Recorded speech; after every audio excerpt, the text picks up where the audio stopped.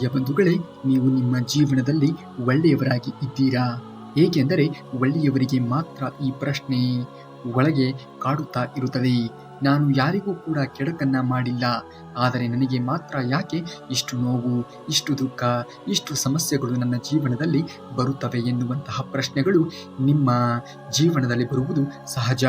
ನೀವು ಯಾರನ್ನೂ ಕೂಡ ಮೋಸ ಮಾಡಿಲ್ಲ, ಯಾರನ್ನೂ ಕೂಡ ಬಳಸಿಕೊಂಡಿಲ್ಲ. ನಿಮ್ಮಿಂದ ಆಗುವಂತಹ ಸಹಾಯ ಮಾಡಿದ್ದೀರಾ ಅಷ್ಟೇ. ಆದರೆ ನಿಮ್ಮ ಜೀವನದಲ್ಲಿ ಮಾತ್ರ ಎಲ್ಲರೂ ಕೂಡ ಕಣ್ಣೀರನ್ನು ಹಾಕಿಸುವಂತಹ ಪ್ರಯತ್ನವನ್ನು ಮಾಡುತ್ತಾರೆ. ನಿಮ್ಮ ಜೀವನದಲ್ಲಿ ಮಾತ್ರ ಕಣ್ಣೀರು, ಮೌನ, ಒಂಟಿತನ, ಮೋಸ ಇವುಗಳು ಏಕೆ ಎನ್ನುವಂತಹ ಪ್ರಶ್ನೆ ನಿಮ್ಮಲ್ಲಿ ಉದ್ಭವ ಆಗುವುದು ಸಹಜ. ಈ ಎಲ್ಲ ಪ್ರಶ್ನೆಗಳಿಗೆ ಉತ್ತರ ಕೊಡುವುದು ಶ್ರೀಕೃಷ್ಣ ಪರಮಾತ್ಮನ ಈ ಒಂದು ವಾಹಿನಿಯಲ್ಲಿ ಮಾತ್ರ. ಹಾಗಾಗಿ ಈ ಒಂದು ವಿಡಿಯೋನ ಎಲ್ಲೂ ಕೂಡ ಸ್ಕಿಪ್ ಮಾಡದೆ ಸಂಪೂರ್ಣವಾಗಿ ನೋಡಿ. ನೀವು ಶ್ರೀಕೃಷ್ಣ ಪರಮಾತ್ಮನ ಭಕ್ತರಾಗಿದ್ದರೆ ನಮ್ಮ ಈ ಒಂದು ಪ್ರಯತ್ನಕ್ಕೆ ತಪ್ಪದೇ ಒಂದೇ ಒಂದು ಲೈಕನ್ನು ಮಾಡಿ ಎಂದು ಕೇಳಿಕೊಳ್ಳುತ್ತೇವೆ. ಹಾಗಾದರೆ ಬನ್ನಿ ಶ್ರೀಕೃಷ್ಣ ಪರಮಾತ್ಮನ ವಚನಾಮೃತವನ್ನು ಕೇಳಿ ಧನ್ಯರಾಗೋಣ. ಕೃಷ್ಣ ಪರಮಾತ್ಮನು ಹೇಳುತ್ತಾನೆ, ಒಳ್ಳೆಯವನು ಅಂದರೆ ನೋವಿನಲ್ಲಿ ಇದ್ದವನು ಅಲ್ಲ, ಒಳ್ಳೆಯವನು ಅಂದರೆ ನೋವಿನಲ್ಲಿಯೂ ಕೂಡ ತಪ್ಪು ದಾರಿ ಹಿಡಿಯದೇ ಇರುವವನು. ಪ್ರಿಯ ಬಂಧುಗಳೇ, ಈ ಜಗತ್ತಿನಲ್ಲಿ ದೇವರು ಎಲ್ಲರನ್ನೂ ಕೂಡ ಪರೀಕ್ಷೆಯನ್ನ ಮಾಡುವುದಿಲ್ಲ. ಯಾರಲ್ಲಿ ಶಕ್ತಿ ಇಲ್ಲ ಅವರಿಗೆ ಪರೀಕ್ಷೆಗೆ ಕೊಡುವುದೇ ಇಲ್ಲ. ನಿಮಗೆ ನೋವು ಬರುತ್ತಾ ಇದೆ ಅಂದರೆ ಅದರ ಅರ್ಥ ಒಂದೇ ಒಂದು, ದೇವರಿಗೆ ನಿಮ್ಮ ಮೇಲೆ ನಂಬಿಕೆ ಇದೆ ಎಂದು ಅರ್ಥ. ಒಳ್ಳೆಯವರಿಗೆ ನೋವು ಹೆಚ್ಚು ಬರುವುದಕ್ಕೆ ಮೊದಲ ಕಾರಣ ಏನು ಗೊತ್ತಾ? ಅವರು ಎಲ್ಲರನ್ನ ತಮ್ಮಂತೆಯೇ ಭಾವಿಸುತ್ತಾರೆ. ತಾನು ಸತ್ಯವಾಗಿ ಇದ್ದೀನಿ, ನಾನು ಸತ್ಯವಾಗಿ ನಡೆಯುತ್ತಿದ್ದೀನಿ, ಅವರು ಕೂಡ ಸತ್ಯ ದಾರಿಯಲ್ಲಿಯೇ ಇದ್ದಾರೆ ಅಂದುಕೊಳ್ಳುತ್ತಾರೆ. ಆದರೆ ಈ ಜಗತ್ತು ಹಾಗೆ ಇರುವುದಕ್ಕೆ ಸಾಧ್ಯವೇ ಇಲ್ಲ. ಇಲ್ಲಿ ಒಳ್ಳೆಯತನವನ್ನು ಕೆಲವರು ಅರ್ಥ ಮಾಡಿಕೊಳ್ಳುವುದೇ ಇಲ್ಲ, ಕೆಲವರು ಬಳಸಿಕೊಳ್ಳುತ್ತಾರೆ. ಬಳಸಿಕೊಳ್ಳುವಂಥವರ ಸಂಖ್ಯೆ ಇಂದಿನ ಜಗತ್ತಿನಲ್ಲಿ ಹೆಚ್ಚಾಗಿ ಇರುವುದನ್ನು ನಾವು ಕಾಣಬಹುದು.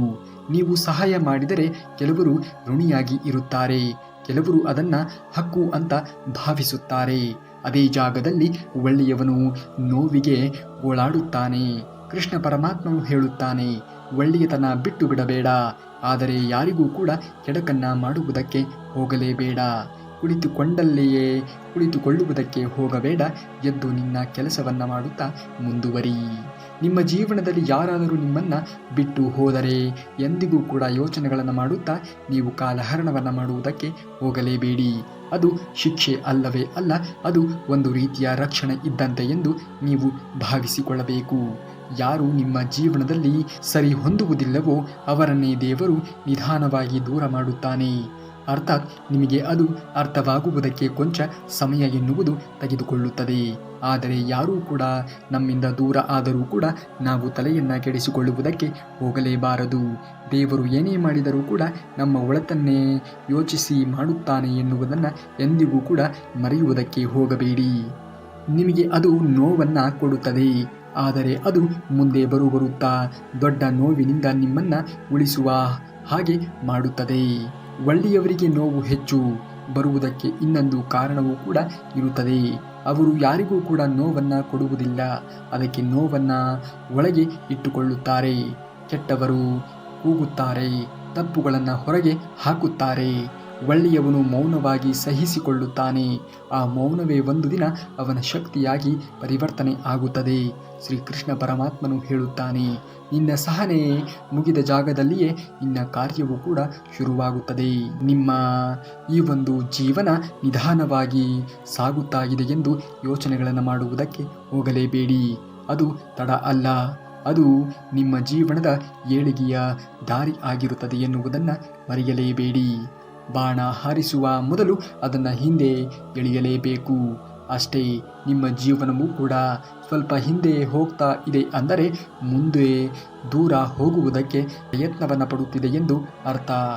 ರಾಮನ ಜೀವನವನ್ನು ನೋಡಿ, ಪಾಂಡವರ ಜೀವನವನ್ನು ನೋಡಿ, ಅರ್ಜುನನ ಜೀವನವನ್ನು ಕೂಡ ನೋಡಿ. ಅವರುಗಳು ಒಳ್ಳೆಯವರು ಅಲ್ಲವಾ?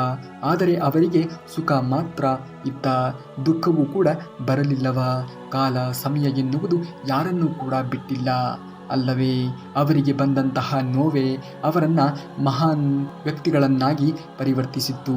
ನೀವು ನಿಮ್ಮ ಜೀವನದಲ್ಲಿ ಎದುರಿಸುತ್ತಿರುವಂತಹ ದುರ್ಬಲತೆಗಳು ಆಗಿರಬಹುದು, ನೋವುಗಳೇ ಆಗಿರಬಹುದು, ಖಂಡಿತವಾಗಿಯೂ ಕೂಡ ನಿಮ್ಮನ್ನು ಗಟ್ಟಿಗೊಳಿಸುತ್ತದೆ ಎನ್ನುವುದನ್ನು ನೀವು ಎಂದಿಗೂ ಕೂಡ ಮರೆಯುವುದಕ್ಕೆ ಹೋಗಬಾರದು. ಇವತ್ತು ನೀವು ಅಳುತ್ತಾ ಇರಬಹುದು, ಒಂಟಿ ಆಗಿ ಇರಬಹುದು, ಯಾರೂ ಕೂಡ ನಿಮ್ಮನ್ನು ಅರ್ಥ ಮಾಡಿಕೊಳ್ಳಲಿಲ್ಲ ಎಂದು ನಿಮಗೆ ಅನಿಸಬಹುದು. ಆದರೆ ಕಾಲ ಎನ್ನುವುದು ಬಂದೇ ಬರುತ್ತದೆ. ಶ್ರೀಕೃಷ್ಣ ಪರಮಾತ್ಮನು ಹೇಳುತ್ತಾನೆ, ನಿಮ್ಮ ಪಕ್ಕದಲ್ಲೇ ಇದ್ದಾನೆ, ನಿಮಗೆ ಕಾಣಿಸುವುದಿಲ್ಲವೇ ಎಂದು.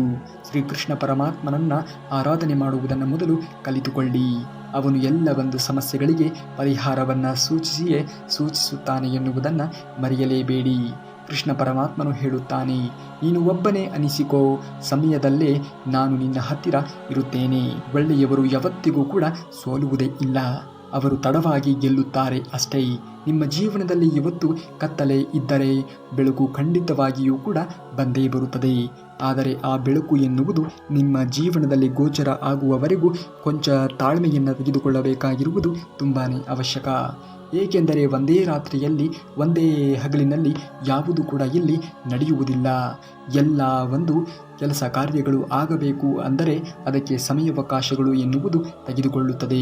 ಹಾಗಾಗಿ ನಿಮ್ಮ ಜೀವನದಲ್ಲಿಯೂ ಕೂಡ ಒಳ್ಳೆಯ ದಿನ ಎನ್ನುವುದು, ಸಂತೋಷದ ಗಳಿಗೆ ಎನ್ನುವುದು ಬರಬೇಕು ಅಂದರೆ ನೀವು ಜೀವನದಲ್ಲಿ ತಾಳ್ಮೆಯನ್ನು ತೆಗೆದುಕೊಳ್ಳಬೇಕಾಗಿರುವುದು ಅಷ್ಟೇ ಅವಶ್ಯಕ.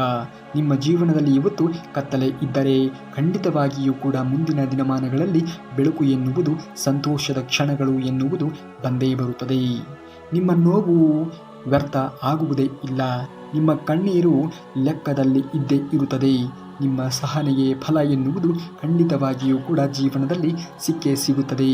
ಇನ್ನೊಂದು ಮಾತು ನಿಮ್ಮ ಮನಸ್ಸಿನಲ್ಲಿ ನೀವು ಇಟ್ಟುಕೊಳ್ಳಬೇಕು, ಒಳ್ಳೆಯವರಿಗೆ ನೋವು ಬರುವುದಕ್ಕೆ ಅವರ ದುರ್ಬಲತೆ ಅಂದರೆ ಅಲ್ಲ, ಅವರು ಬೇಗ ಕರಗುವಂತಹ ಹೃದಯವನ್ನು ಇಟ್ಟುಕೊಂಡಿರುತ್ತಾರೆ. ಹಾಗಾಗಿ ಜೀವನದಲ್ಲಿ ಅವರಿಗೆ ಖಂಡಿತವಾಗಿಯೂ ಕೂಡ ನೋವು ಬರುವುದು ಸಹಜ. ಆದರೆ ಅವರಿಗೆ ಎಂದಿಗೂ ಕೂಡ ಅನ್ಯಾಯ ಆಗುವುದೇ ಇಲ್ಲ. ಅನ್ಯಾಯ ಆಗುವುದಕ್ಕೆ ದೇವನು ಎಂದಿಗೂ ಕೂಡ ಬಿಡುವುದೂ ಇಲ್ಲ. ದೇವರನ್ನು ನಂಬಿ ದೇವರ ಆರಾಧನೆಗಳನ್ನು ಮಾಡಿ ಖಂಡಿತವಾಗಿಯೂ ಕೂಡ ನಿಮ್ಮ ಜೀವನದಲ್ಲಿ ನೀವು ಅಂದುಕೊಂಡಂತಹ ಹಂತವನ್ನು ತಲುಪುತ್ತೀರಾ. ನೀವು ಅಂದುಕೊಂಡಂತಹ ಗುರಿಯನ್ನು ಸಾಧಿಸಿ ತೋರಿಸುತ್ತೀರಾ. ನಿಮಗೆ ಯಾರು ಟೀಕೆ ಟಿಪ್ಪಣಿಗಳನ್ನು ಮಾಡಿರುತ್ತಾರೆಯೋ, ನಿಮ್ಮನ್ನು ಕುರಿತು ಜನರ ಎದುರಿಗೆ ಅಹಿತಕರವಾಗಿ ಯಾರು ಮಾತನಾಡಿರುತ್ತಾರೆಯೋ ಅವರ ಬಗ್ಗೆಯೇ ನೀವು ಮಾತನಾಡುವುದಕ್ಕೆ ಹೋಗಬಾರದು. ಪ್ರತಿ ಉತ್ತರವಾಗಿ ನೀವು ನಿಮ್ಮ ಸಾಧನೆಯ ಮುಖಾಂತರ ಉತ್ತರವನ್ನು ಕೊಡಬೇಕು. ಆಗ ಯಾರು ನಿಮಗೆ ಟೀಕೆಗಳನ್ನು ಮಾಡಿರುತ್ತಾರೆಯೋ, ಯಾರು ನಿಮ್ಮ ಬಗ್ಗೆ ಅವಹೇಳನಕಾರಿಯಾಗಿ ಮಾತನಾಡಿರುತ್ತಾರೆಯೋ ಅವರೇ ಒಂದು ದಿನ ನಿಮ್ಮನ್ನು ಕರೆಸಿ ಸನ್ಮಾನವನ್ನು ಕೂಡ ಮಾಡುವಂತಹ ಗಳಿಗೆಯನ್ನು ದೇವರು ಸೃಷ್ಟಿ ಮಾಡುತ್ತಾನೆ. ನೀವು ಒಂದು ವೇಳೆ ಅದೃಷ್ಟವಂತ ವ್ಯಕ್ತಿಯಾಗಿದ್ದರೆ ಖಂಡಿತವಾಗಿಯೂ ಕೂಡ ಯಾರು ನಿಮ್ಮನ್ನು ಕೆಡಕನ್ನು ಬಯಸಿರುತ್ತಾರೆಯೋ ಅವರ ಸರ್ವನಾಶವನ್ನು ಕೂಡ ನೀವು ನಿಮ್ಮ ಕಣ್ಣಾರೆಯೇ ನೋಡಬಹುದು, ಗಮನಿಸಬಹುದು. ಕಲ್ಲಿನ ಮನಸ್ಸು ಇದ್ದವನಿಗೆ ನೋವು ತಾಕುವುದೇ ಇಲ್ಲ, ಹೃದಯ ಇದ್ದವನಿಗೆ ಮಾತ್ರ ನೋವು ಎನ್ನುವುದು ತಾಕುತ್ತದೆ. ನೀವು ನೋವು ಅನುಭವಿಸುತ್ತಾ ಇದ್ದೀರಾ ಅಂದರೆ ನಿಮ್ಮೊಳಗೆ ಮಾನವೀಯತೆ ಅನ್ನುವುದು ಇದ್ದೇ ಇದೆ ಎಂದು ಅರ್ಥ. ಕೃಷ್ಣ ಪರಮಾತ್ಮನು ಹೇಳುತ್ತಾನೆ, ನಿನ್ನ ಹೃದಯ ಮೃದುವಾಗಿ ಇದೆ ಅಂದರೆ ನಾನು ನಿನ್ನನ್ನು ಕಳೆದುಕೊಳ್ಳುವುದೇ ಇಲ್ಲ. ಕೆಲವೊಮ್ಮೆ ನಾವು ಕೇಳುತ್ತೇವೆ, ನಾನು ಒಳ್ಳೆಯವನಾಗಿ ಇರೋದರಿಂದಲೇ ನನಗೆ ಏನೂ ಕೂಡ ಸಿಕ್ಕಿಲ್ಲ ಎಂದು. ಉತ್ತರ ತಕ್ಷಣ ಕಾಣುವುದಕ್ಕೆ ಸಾಧ್ಯವೇ ಇಲ್ಲ. ಸಮಯ ಬಂದಾಗ ಅದೇ ಒಳ್ಳೆಯತನ ನಿಮ್ಮನ್ನು ಉಳಿಸಿಕೊಳ್ಳುತ್ತದೆ. ಇವತ್ತು ನಿಮಗೆ ಯಾರೋ ಬೆಂಬಲವನ್ನು ಸೂಚಿಸುತ್ತಿಲ್ಲ ಎಂದು ನಿಮಗೆ ಅನಿಸಬಹುದು. ಆದರೆ ನಾಳೆ ನೀವು ನಿಂತ ಜಾಗಕ್ಕೆ ಜನ ಬೆಂಬಲಕ್ಕಾಗಿ ಇರುತ್ತಾರೆ ಎನ್ನುವುದನ್ನು ಎಂದಿಗೂ ಕೂಡ ಮರೆಯುವುದಕ್ಕೆ ಹೋಗಲೇಬೇಡಿ. ಯಾರು ಇದ್ದರೆ ಏನಂತೆ, ಯಾರು ಇಲ್ಲದಿದ್ದರೆ ಏನಂತೆ, ಶ್ರೀಕೃಷ್ಣ ಪರಮಾತ್ಮ ಒಬ್ಬ ಇದ್ದಾನೆ. ಅವನೇ ನಿಮ್ಮ ಜೀವನವನ್ನು ಎಲ್ಲ ನಿರ್ವಹಣೆಯನ್ನು ಮಾಡುತ್ತಾನೆ. ಅವ ಒಬ್ಬ ನಿಮ್ಮ ಬಳಿಗೆ ಇದ್ದರೆ ಯಾರು ಇದ್ದರೆ ಏನು, ಯಾರು ಬಿಟ್ಟರೆ ಏನು. ಒಳ್ಳೆಯವರಿಗೆ ನೋವು ಬರುವುದಕ್ಕೆ ಇನ್ನೊಂದು ಕಾರಣವೂ ಕೂಡ ಇದೆ. ಅವರು ತಮ್ಮ ನೋವನ್ನೇ ಯಾರಿಗೂ ಕೂಡ ತೋರಿಸುವುದಕ್ಕೆ ಹೋಗುವುದೇ ಇಲ್ಲ.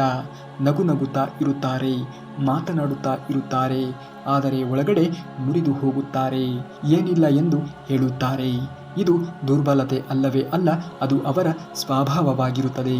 ಶ್ರೀಕೃಷ್ಣ ಪರಮಾತ್ಮನು ಹೇಳುತ್ತಾನೆ, ಯಾರು ತಮ್ಮ ನೋವುಗಳನ್ನು ಸಹಿಸಿಕೊಳ್ಳುತ್ತಾರೆಯೋ ಅವರೇ ಜೀವನದ ಅರ್ಥವನ್ನು ಅನುಭವಿಸುತ್ತಾರೆ, ಅವರು ಜೀವನದ ಅರ್ಥವನ್ನು ಅರಿತಿರುತ್ತಾರೆ. ನೀವು ಯಾರಿಗಾದರೂ ಕೂಡ ತುಂಬ ಪ್ರೀತಿಯನ್ನು ಕೊಟ್ಟಿದ್ದೀರಾ ಅಂದರೆ ಅದೇ ಪ್ರೀತಿಯಿಂದ ನಿಮಗೆ ನೋವು ಸಿಕ್ಕಿತಾ ಅದರಿಂದ ಪ್ರೀತಿಯನ್ನು ತಪ್ಪು ಎಂದು ತಿಳಿದುಕೊಳ್ಳಬೇಡಿ. ಬಹುಶಃ ಅದನ್ನು ಪಡೆದಿರತಕ್ಕಂಥ ವ್ಯಕ್ತಿಗೆ ಆ ಒಂದು ಪ್ರೀತಿಯನ್ನು ಅನುಭವಿಸುವಂತಹ ಹಕ್ಕಾಗಲಿ ಆ ಒಂದು ಸಮಯವಾಗಲಿ ಇಲ್ಲ. ತಪ್ಪು ಪ್ರೀತಿಯದ್ದು ಅಲ್ಲವೇ ಅಲ್ಲ, ತಪ್ಪು ವ್ಯಕ್ತಿ. ನಿಮ್ಮ ಪ್ರೀತಿ ಶುದ್ಧವಾಗಿತ್ತು, ಅದಕ್ಕೆ ನೋವು ಹೆಚ್ಚಾಗಿ ಇರುತ್ತದೆ. ಶುದ್ಧ ನೀರು ಚೆಲ್ಲಿದರೆ ಕಳೆ ಸ್ಪಷ್ಟವಾಗಿ ಕಾಣುತ್ತದೆ ಅಷ್ಟೇ. ದೇವರು ಒಳ್ಳೆಯವರಿಗೆ ಎಲ್ಲವನ್ನ ಒಂದೇ ಸಲ ಕೊಡುವುದಕ್ಕೆ ಹೋಗುವುದೇ ಇಲ್ಲ, ಸ್ವಲ್ಪ ಸ್ವಲ್ಪ ಕೊಡುತ್ತಾ ಇರುತ್ತಾನೆ. ಏಕೆಂದರೆ ಒಂದೇ ಸಲ ಸಿಕ್ಕರೆ ಅದರ ಮೌಲ್ಯ ಎನ್ನುವುದು ಯಾರಿಗೂ ಕೂಡ ಗೊತ್ತಾಗುವುದೇ ಇಲ್ಲ. ನೋವು, ಕಾಯುವಿಕೆ, ಮೌನ ಇವೆಲ್ಲವೂ ಕೂಡ ನಿಮ್ಮ ಭವಿಷ್ಯದ ಸಂತೋಷಕ್ಕೆ ದಾರಿ ಆಗಿರುತ್ತದೆ. ಹಾಗಾಗಿ ಜೀವನದಲ್ಲಿ ಏನೇ ಬಂದರೂ ಕೂಡ ನೋವೇ ಬರಲಿ, ಸುಖವೇ ಬರಲಿ, ದುಃಖವೇ ಬರಲಿ, ಎಂತಹ ದೊಡ್ಡ ಸಮಸ್ಯೆಯೇ ಬರಲಿ, ಜೀವನದಲ್ಲಿ ತಾಳ್ಮೆಯನ್ನು ತೆಗೆದುಕೊಳ್ಳಬೇಕಾಗಿರುವುದು ಅತ್ಯಂತ ಅವಶ್ಯಕವಾಗಿ ಬೇಕಾಗಿರುವಂಥದ್ದು. ಏಕೆಂದರೆ ಜೀವನದಲ್ಲಿ ತಾಳ್ಮೆ ಒಂದೇ ನಮ್ಮ ಬದುಕಿನಲ್ಲಿ ನಾವು ಏಳಿಗೆಯನ್ನು ಹೊಂದುವುದಕ್ಕೆ ಸಾಧ್ಯವಾದೀತು. ಜೀವನದಲ್ಲಿ ನಾವು ಸಂಬಂಧಗಳನ್ನು ಬೆಳೆಸಿಕೊಳ್ಳುತ್ತೇವೆ, ಆದರೆ ಆ ಸಂಬಂಧಗಳಲ್ಲಿ ಸಣ್ಣ ಪುಟ್ಟ ಮನಸ್ತಾಪಗಳು ಉದ್ಭವ ಆಗುವುದು ಸಹಜ. ಯಾವ ರೀತಿಯಾಗಿ ಮನುಷ್ಯನ 5 ಬೆರಳುಗಳು ಒಂದೇ ಸಮಾನವಾಗಿ ಇರುವುದಕ್ಕೆ ಸಾಧ್ಯ ಇರುವುದಿಲ್ಲವೋ ಅದೇ ರೀತಿಯಾಗಿ ಪರಿಸ್ಥಿತಿಗಳು ಎನ್ನುವುದು ಜೀವನದಲ್ಲಿ ಒಂದೇ ರೀತಿಯಾಗಿ ಇರುತ್ತದೆ ಎನ್ನುವುದನ್ನು ಯಾರೂ ಕೂಡ ಊಹೆ ಮಾಡುವುದಕ್ಕೆ ಸಾಧ್ಯವೇ ಇಲ್ಲ. ಬರುವಂತಹ ಪರಿಸ್ಥಿತಿಗಳನ್ನು ನಾನು ಸಮಾನ ಮನಸ್ಥಿತಿಯಿಂದ ನಿಭಾಯಿಸುವುದನ್ನು ಕಲಿತುಕೊಂಡಾಗ ಮಾತ್ರ ನಾನು ಆಗಲಿ ನೀವು ಆಗಲಿ ಜೀವನದಲ್ಲಿ ಬೆಳವಣಿಗೆಯನ್ನು ಹೊಂದುವುದಕ್ಕೆ ಸಾಧ್ಯವಾದೀತು. ಸಂಬಂಧಗಳಲ್ಲಿ ಗಟ್ಟಿತನ ಎನ್ನುವುದು ಮೈಗೂಡಬೇಕಾದರೆ ಖಂಡಿತವಾಗಿಯೂ ಕೂಡ ನೀವು ವ್ಯಕ್ತಿಯನ್ನು ಅರ್ಥ ಮಾಡಿಕೊಳ್ಳಿ, ಅವನ ಬೇಕು ಬೇಡಗಳನ್ನು ನಿಭಾಯಿಸುವುದನ್ನು ಕಲಿತುಕೊಳ್ಳಿ. ಅಂದಾಗ ಆ ವ್ಯಕ್ತಿಯು ಕೂಡ ನಿಮಗೆ ಬೇಕು ಬೇಡಗಳನ್ನು ನಿಭಾಯಿಸುವುದನ್ನು ಅಥವಾ ನಿಮ್ಮನ್ನು ಅರ್ಥ ಮಾಡಿಕೊಳ್ಳುವುದನ್ನು ಕಲಿತುಕೊಳ್ಳುತ್ತಾನೆ. ಬೇರೆಯವರಿಂದ ನಾವು ಗೌರವವನ್ನು ಬಯಸುವುದೇ ಆದರೆ ಮೊದಲು ನಮ್ಮಿಂದ ಅವರಿಗೆ ಸಿಗಬೇಕಾಗಿರುವಂತಹ ಗೌರವವನ್ನು ಸೂಚಿಸುವುದನ್ನು ಕೊಡುವುದನ್ನು ಮೊದಲು ನಾವು ಕಲಿತುಕೊಳ್ಳಬೇಕು. ಅಂದಾಗ ಮಾತ್ರ ಬೇರೆ ವ್ಯಕ್ತಿಗಳು ನಮಗೆ ಗೌರವವನ್ನು ಕೊಡುವುದಕ್ಕೆ ಸಾಧ್ಯವಾದೀತು ತಾನೇ. ಖಂಡಿತವಾಗಿಯೂ ಕೂಡ ಎಲ್ಲಿ ನೀವು ಗೌರವವನ್ನು ಅಪೇಕ್ಷೆ ಮಾಡುತ್ತೀರಿಯೋ ಅಲ್ಲಿ ಗೌರವವನ್ನು ಕೊಡುವುದನ್ನು ಕೂಡ ಕಲಿತುಕೊಳ್ಳಿ. ಖಂಡಿತವಾಗಿಯೂ ಕೂಡ ನಿಮ್ಮ ಗೌರವಕ್ಕೆ, ನಿಮ್ಮ ಪ್ರೀತಿಗೆ ಪ್ರತಿಯುತ್ತರವಾಗಿ ಗೌರವವೇ ಸಿಗುವುದು, ಪ್ರೀತಿಯೇ ಸಿಗುವುದು. ಇದನ್ನು ಯಾರು ಅರ್ಥ ಮಾಡಿಕೊಳ್ಳುತ್ತಾರೆಯೋ ಅವರ ಜೀವನದಲ್ಲಿ, ಅವರ ಸಂಬಂಧಗಳಲ್ಲಿ ಸಮಸ್ಯೆ ಎನ್ನುವುದು ಉದ್ಭವ ಆಗುವುದೇ ಇಲ್ಲ. ಜೊತೆಗೆ ನೀವು ನಿಮ್ಮ ಒಂದು ಅಹಂಕಾರವನ್ನು ತ್ಯಾಗ ಮಾಡಲೇಬೇಕು. ಇಲ್ಲಿ ನಾನು, ನನ್ನದು, ನಾನೇ ದೊಡ್ಡವನು ಎನ್ನುವಂತಹ ಅಹಂಕಾರವನ್ನು ಎಂದಿಗೂ ಕೂಡ ಜೀವನದಲ್ಲಿ ಅಳವಡಿಸಿಕೊಳ್ಳಬೇಡಿ. ಏಕೆಂದರೆ ನೀವು ಮಹೋನ್ನತವಾಗಿರುವಂತಹ ದೊಡ್ಡ ಸ್ಥಾನಕ್ಕೆ ಏರಿರಬಹುದು, ಆದರೆ ನಿಮ್ಮ ಈ ಒಂದು ಅಹಂಕಾರ ಎನ್ನುವುದು ನಿಮ್ಮನ್ನು ಪಾತಾಳಕ್ಕೆ ತಳ್ಳುತ್ತದೆ. ಅಹಂಕಾರ ಎನ್ನುವುದು ವ್ಯಕ್ತಿಯಿಂದ ದೂರ ತಳ್ಳುತ್ತದೆ, ಸಂಬಂಧಗಳಿಂದ ದೂರ ಇಡುವಂತೆ ಮಾಡುತ್ತದೆ. ಖಂಡಿತವಾಗಿಯೂ ಕೂಡ ಜೀವನದಲ್ಲಿ ಅಹಂಕಾರವನ್ನು ಮೈಗೂಡಿಸಿಕೊಳ್ಳಬೇಡಿ. ಅಹಂಕಾರ ಎನ್ನುವುದು ಯಾರಿಗೂ ಕೂಡ ಒಳ್ಳೆಯದನ್ನು ಬಯಸುವುದಕ್ಕೆ ಸಾಧ್ಯವೇ ಇಲ್ಲ. ಆದರೆ ಇನ್ನೊಬ್ಬರಿಗೆ ಸಹಾಯವನ್ನು ಮಾಡಿ, ಅದನ್ನು ಹೊರತುಪಡಿಸಿ ಇನ್ನೊಬ್ಬರ ಬೆಳವಣಿಗೆಯನ್ನು ಕಂಡು ಹೊಟ್ಟೆ ಕಿಚ್ಚನ್ನು ಪಡುವುದಕ್ಕೆ ಹೋಗಲೇಬೇಡಿ.